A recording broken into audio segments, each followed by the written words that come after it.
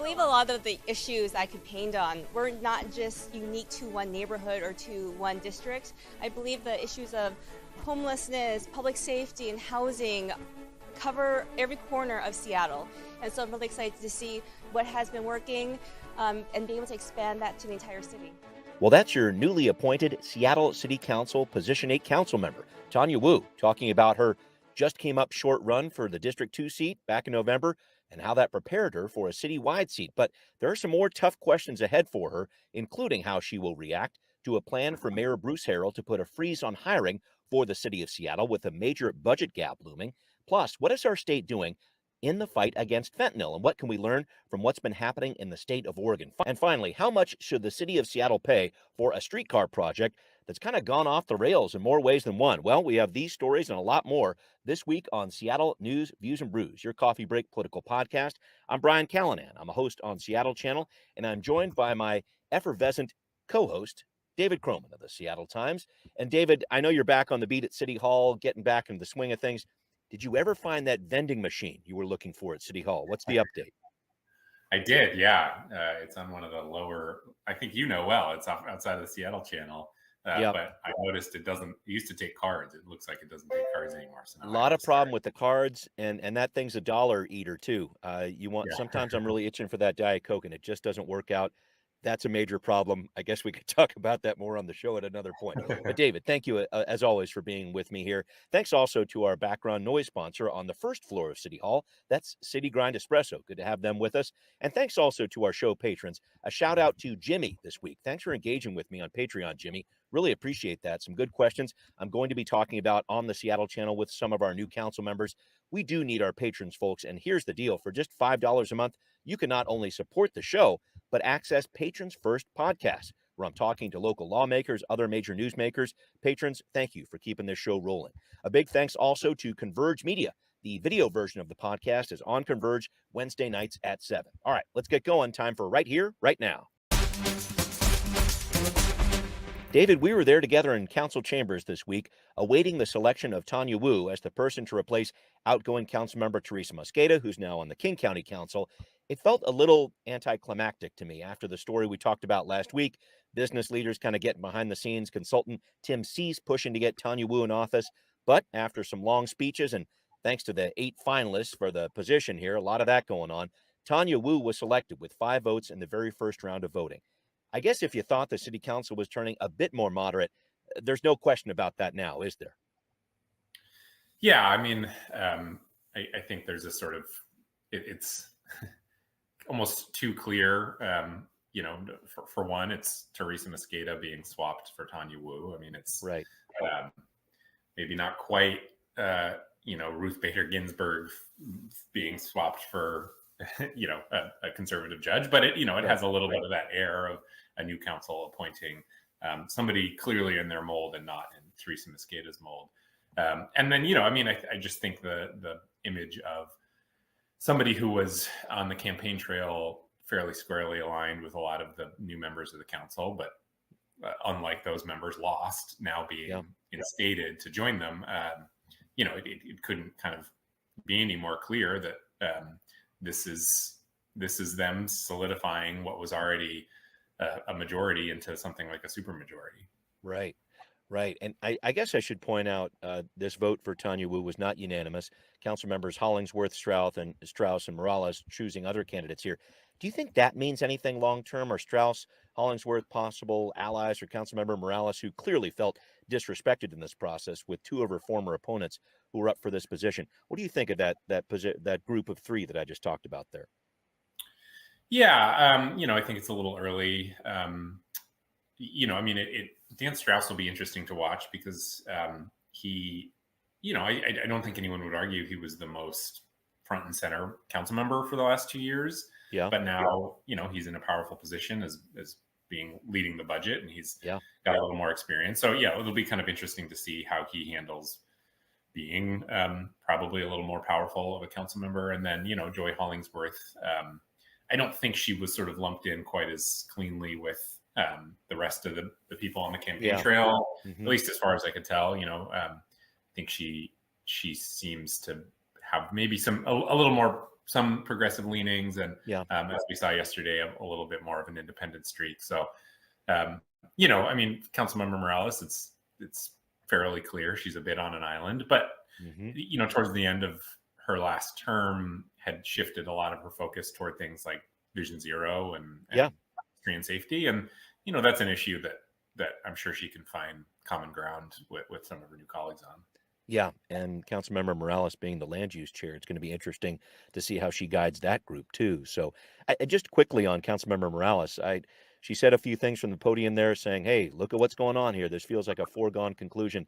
What is her role now on the council? Is she just sort of a voice crying out in the wilderness? How do you look at that for Councilmember Morales? Yeah, I mean, I thought yesterday was sort of interesting. Actually, she used the pulpit a bit to say, look what's happening here. Business is hand choosing this candidate, and Yeah, use this. I don't remember her exact wording but was basically like, use this as a catalyst to get involved. And so, yeah. Think about this at the polls, that kind of a thing. so that was interesting. I thought that was a bit of an acknowledgement that policy wise, she is going to be a lot more isolated. But Hmm. without Shama Sawant being on council, if she wants to be the kind of uh, rallier, I suppose, of the left, Hmm. she could be that. And I thought yesterday was the first sign that maybe she actually it's a job that she's interested in. That if Yeah. she can't pass policy, maybe she can kind of raise a little hell, I suppose. Yeah, yeah.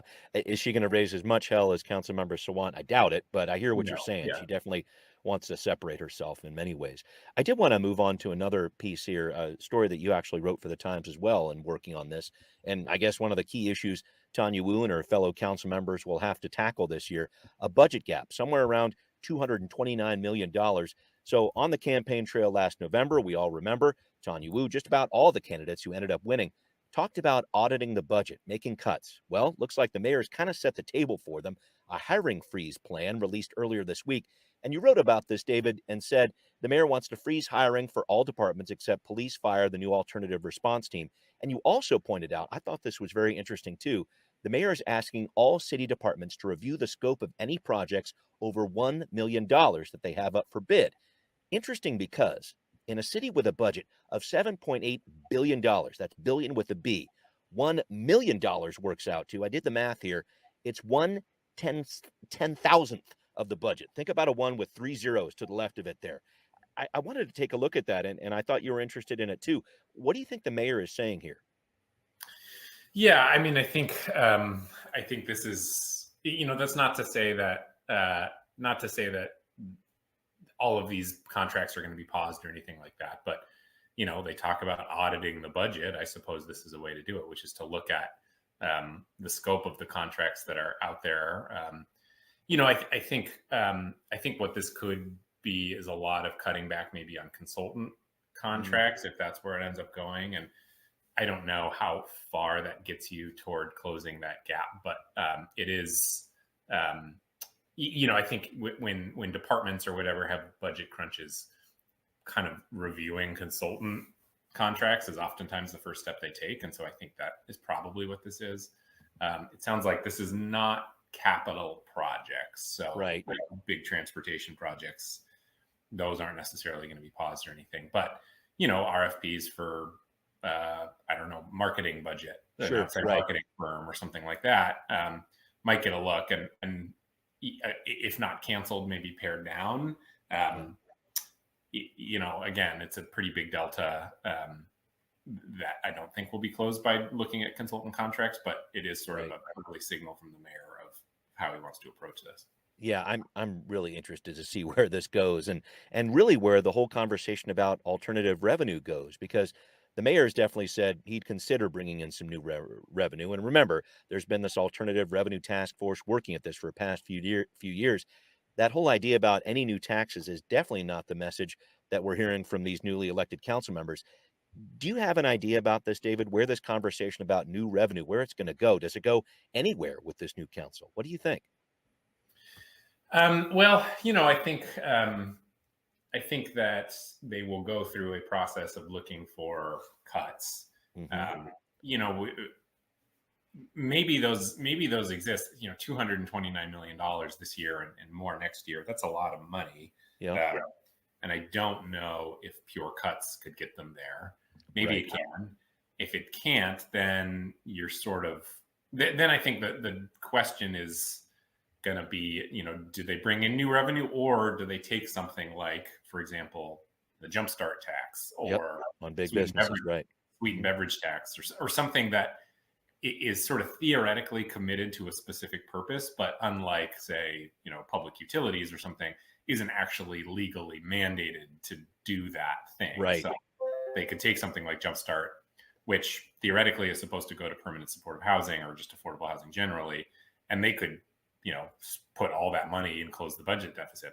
And by the way, the amount that comes in from Jumpstart is about equal to the budget deficit. So I guess I would be surprised if this new council ever took a vote to increase some kind of tax or bring in new revenue. I think before that, they would move money around, much to the chagrin of the people who depend on and look to this money to, develop, say, affordable housing or something like that. Yeah. But, so interesting. And just kind of put it in perspective. I mean, there's this pushback on considering new revenue, but think about when the Jumpstart tax went into effect just a few years ago, new revenue. And imagine if we didn't have Jumpstart right now, the kind of budget hole that Seattle would be in. This is an interesting discussion. I think I'm interested to see how this council positions itself and what this is all about, because I guess the other piece here, Dan Strauss, the chair of that budget department, he definitely had support from business, but he had support from labor too. So I'm interested to see where this all evens out for the council, I guess, going forward. All right. Well, more on that to come, that's for sure. In the weeks ahead, we're actually going to have some committee meetings coming soon. Looking forward to that from these council members. But I wanted to talk about something at the state level with you, David. The state legislature working on some laws right now to fight a fentanyl epidemic that simply is not letting up. We're going to talk about what the state of Washington is doing and what lessons might be learned from the state of Oregon, too. Find out coming up on Now Hear This. So we've been working to look at some new issues from the state legislature each week in this short session here.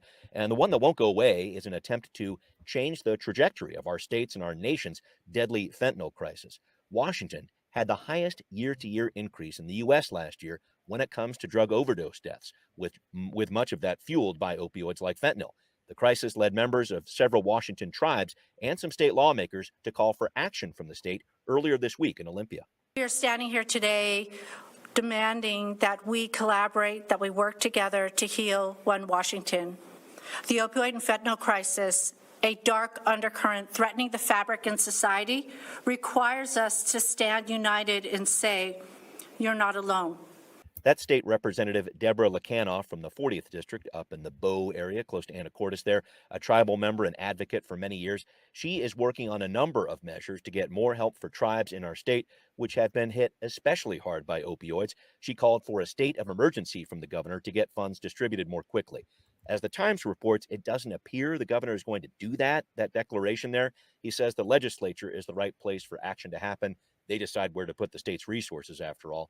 And David, this almost reminds me of Seattle and King County declaring a state of emergency on homelessness back in 2015. I just wanted to get into this with you. What impact would declaring a state of emergency on fentanyl really have? Do you have a thought about that?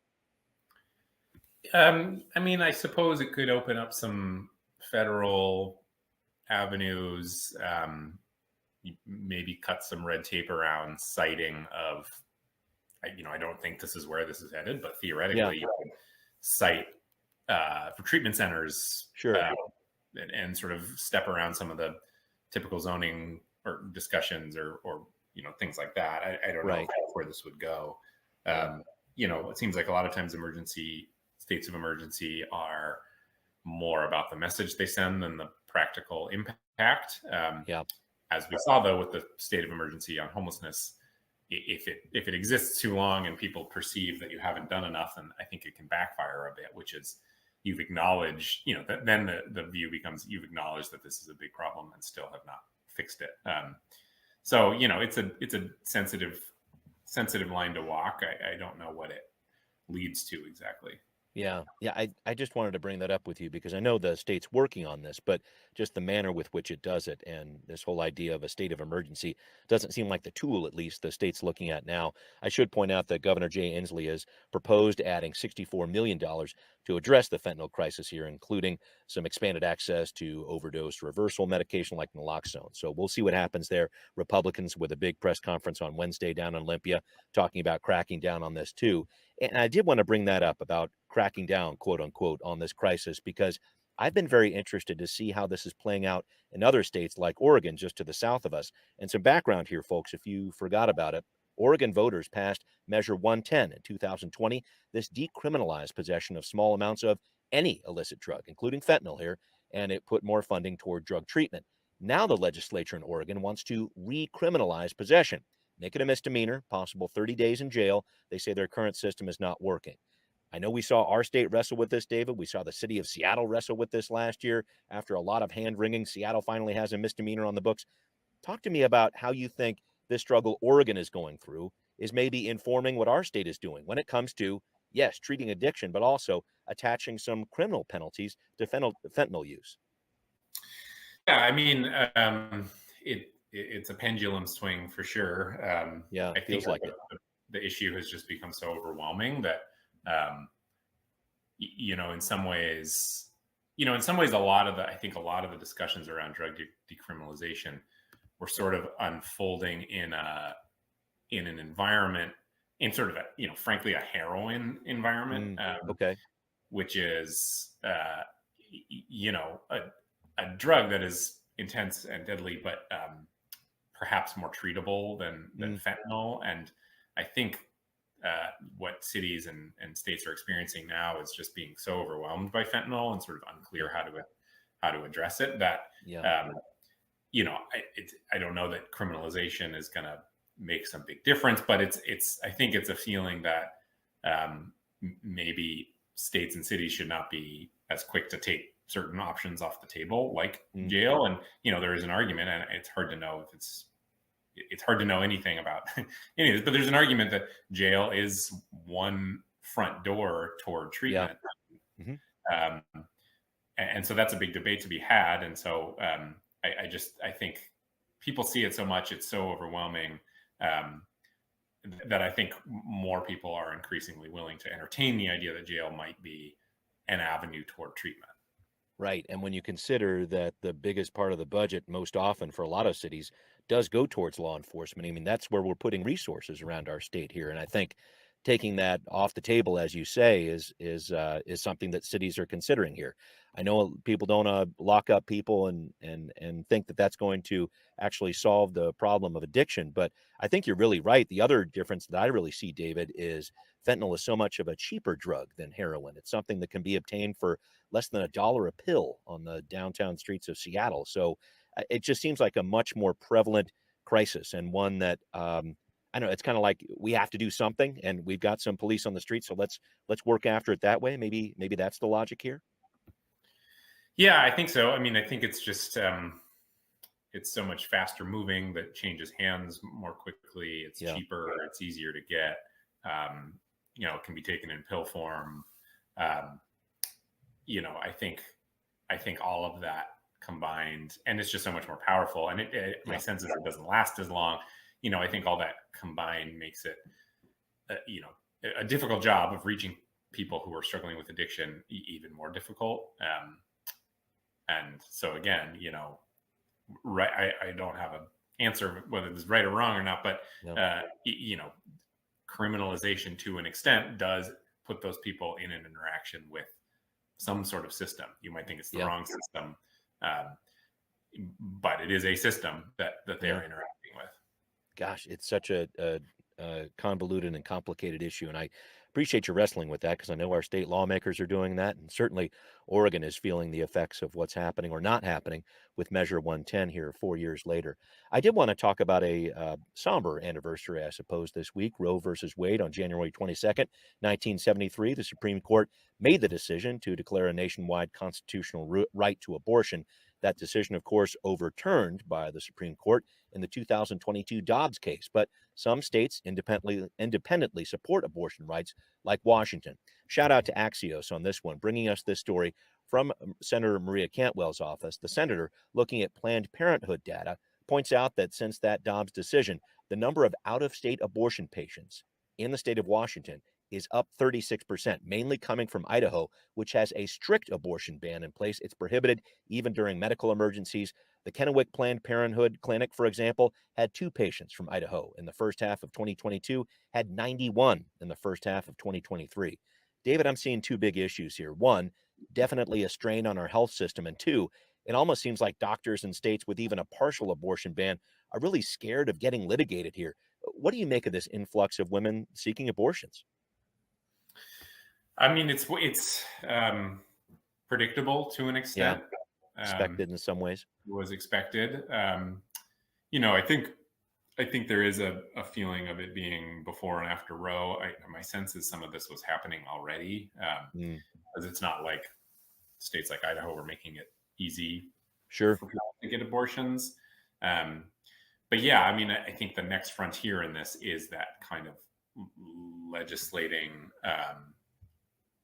cross-state travel, who accompanies whom, whether, frankly, this is the extreme step, but whether, states could extradite doctors or anything like that.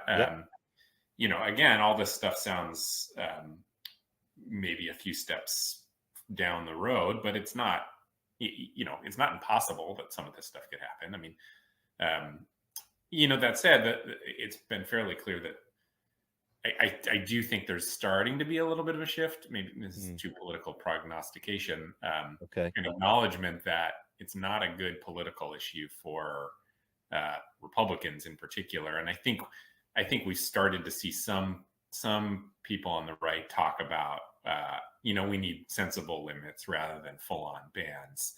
Right. That's not to say, though, that certain corners don't support full-on bans and, could build campaigns on, Idaho, for example, is an extremely conservative state.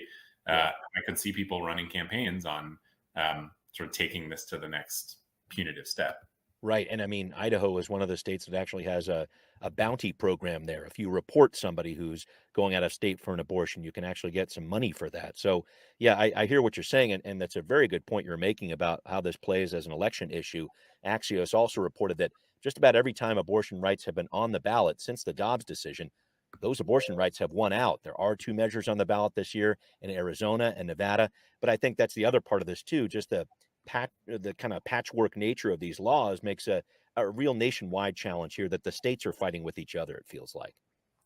Yeah, which is ironic because of this. Yeah, the ruling was supposed to, get this out of the courts, as it were. And in fact, it seems like it's opened up a whole new avenue, or a whole new trap of court cases and litigation. And you think of the Supreme Court as a body existing to reduce these kinds of interstate conflicts. And in fact, the most recent, regardless of what you think of abortion, it's fairly clear that the most recent ruling did the opposite of that.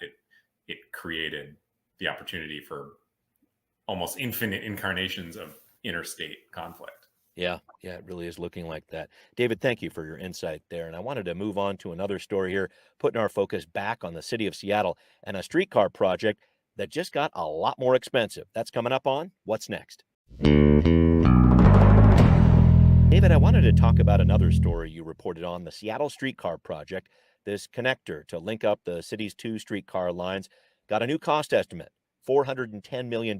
That's up from $286 million in 2019 and more than triple what this project was originally supposed to cost. I know Greg Spotts, the DOT director, he has called this project a cultural connector, said it's going to boost ridership across the system if you bring these 2 lines together. But this price tag, that's what I keep tripping on here. Do you think this project will survive this kind of frosty looking budget process the city has ahead? What are your thoughts on this? Yeah, I don't know. I've tried actually to get a clear answer on, is this project dead or not? And no one has ever given me that answer. And I could see that continuing to be the case. It's popular enough that no one quite wants to come out and say, this thing's dead, we're not doing this. But I don't think it's so popular that there's enough of a political constituency to really fight for it and push it across the line. I know Mayor Harrell really likes the idea, and he sees it as being important to downtown recovery. Mm-hmm. There's not the Downtown Seattle Association likes it, but that's not a unanimous feeling among even downtown business owners. And there's certainly some queasiness about a major construction project through First Avenue as things are sort of starting to come back to normal. Yeah. So, for me, the question is just who is going to be the person, because if this is going to happen, somebody has to really put their neck out for it and push really hard. I don't know who that person is. Even some transportation advocacy groups that theoretically support it just have their hands full with too many other things at the state level or the transportation levy. And the transportation levy, I don't think is going to cover the cost here. So,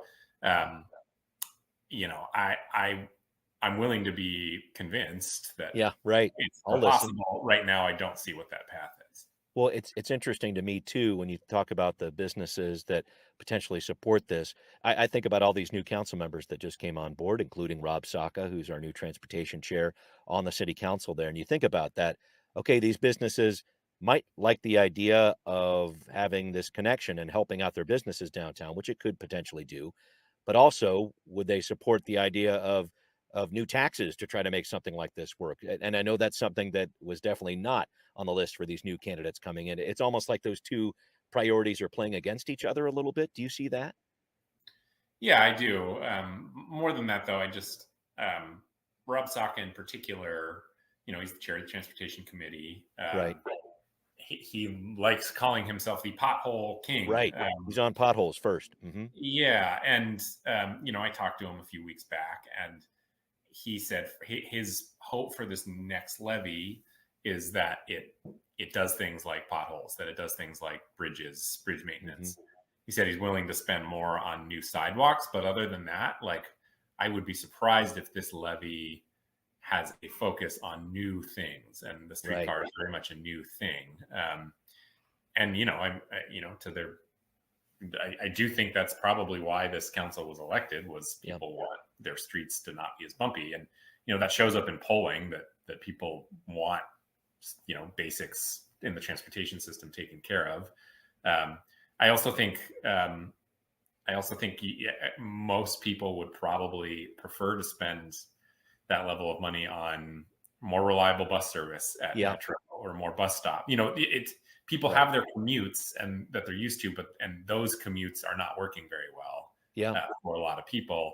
And so again, back to the question of who's going to be the group that fights really hard for this. I don't know who that is, because I think most people, given the option, would love to see $410 million spent on more buses, or making Denny more, for example, giving it a better bus lane to move the 8 faster or something like that. Right. It's not to say it doesn't have any support. It's just to say that as far as priorities go, it's fairly low, I think, in a time when the city hall is already going to have to make some decisions around what they move forward on, what they leave behind. Yeah, I know. And each time they study it, the cost keeps going up. So, that's a big part of the consideration, too. All right, time to wrap up here, David. I saw that you posted recently about 3 Mariners pitchers, Castillo, Gilbert, Kirby, being in the top 10 as far as the betting world is concerned to win the Cy Young this year in the American League. What do you think the odds are that one of those guys actually takes home the hardware this season? I think okay. I mean, that's interestingly, I think I'd put my money on Kirby this year. Yeah. I think Castillo is generally seen as the favorite, but I saw a couple things in him that made me a little concerned, whereas Kirby just has the look of somebody who could easily become the best pitcher in the world. So I put my money on Kirby. Something about staring that guy in the face, man. He's got a mean old look there. And having 3 of those guys on one team, that's really something else too. So we'll see what happens there. Again, David, I always like talking a little bit of baseball with you because It's the most important sport out there. I mean, let's really get down to it. David, thank you again. And thanks to everybody listening to Seattle News, Views, and Brews, where you can always find out what's brewing in local politics. This podcast is on Apple, Spotify, wherever you listen. Please find Seattle News, Views, and Brews on Patreon. Show your support there. Thanks also for watching on Converge Media. And we will see you next time. Seattle News, Views, and Brews is an independent production of Callanan Media Services. Copyright 2024.